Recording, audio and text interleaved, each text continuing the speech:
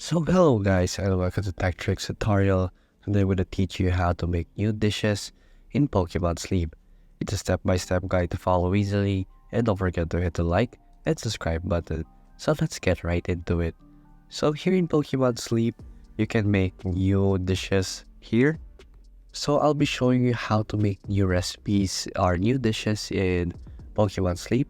So the first key is unlocking the choose a recipe function in Pokemon Sleep.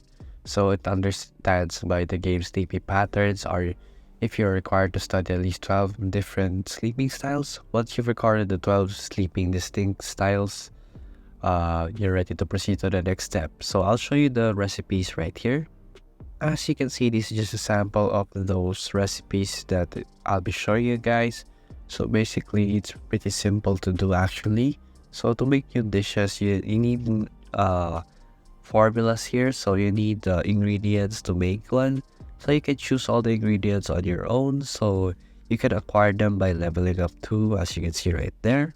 And as you can see, by just selecting ingredients, you can make new dishes and then just start cooking by pressing the button in the bottom corner of your screen. And basically, that's just how you make new recipes in Pokemon Sleep. And thank you for watching this video. See you again next time.